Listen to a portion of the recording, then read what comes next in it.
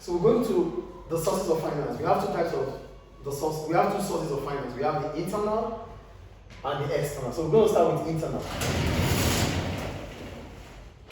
Why do we call it internal source of finance? We call it internal source because it is within the business. It means the owner has been able to generate money or fund within its own capacity. That is internal. Do we get internal here? So I wrote, these are sources generated by the owners of the business, and they are within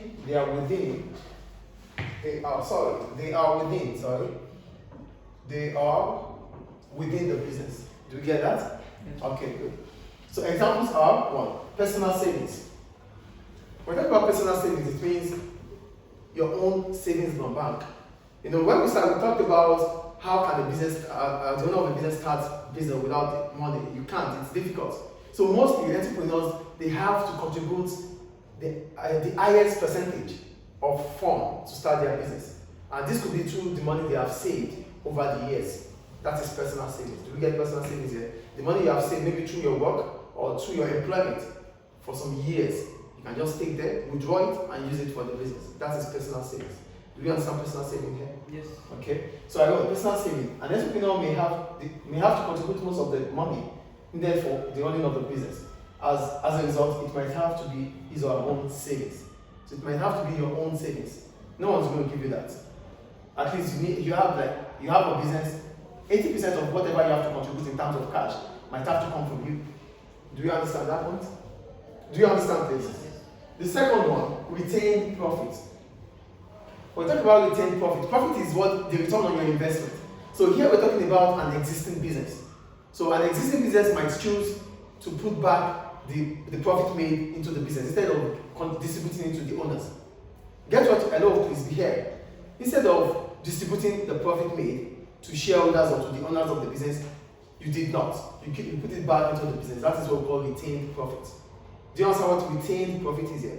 The profit that is not distributed to the owners of the business, rather it's being put back into the business. That is retained profit. So I wrote, this is the profit that is not returned to the owners as it is being put back into the business. It is an important source of finance as it might be used by the business to earn interest.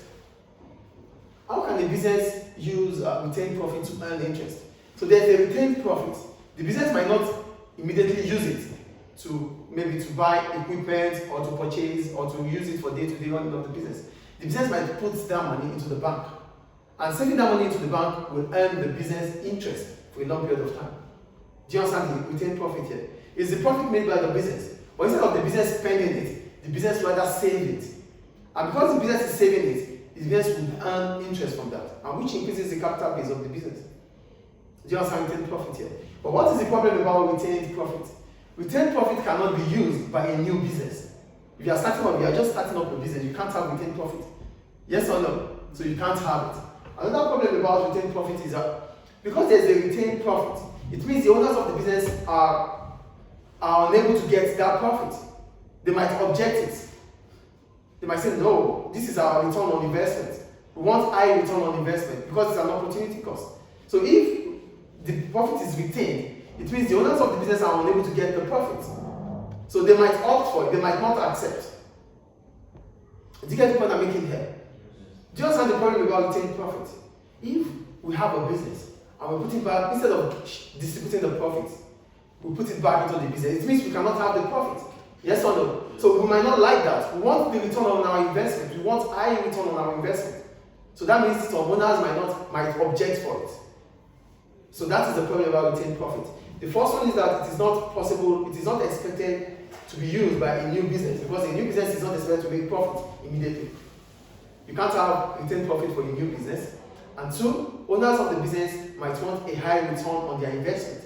As a result, they might not allow the managers to put back the money or the profit into the business.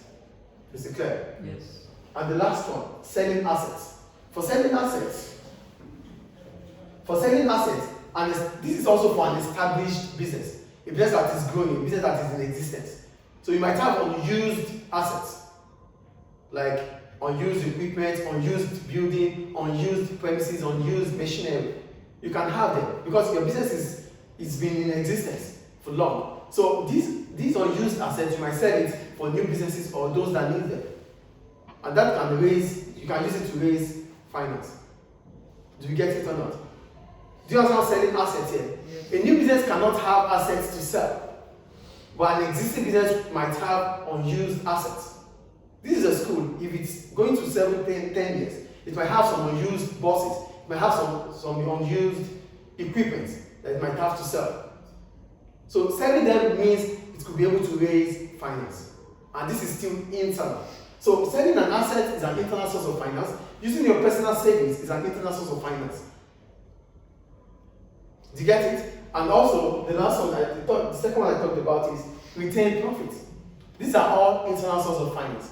Why is it the most cheaper, the cheapest and the most reliable? It is the most cheapest and reliable because it is within you. You can as well get it as soon as now.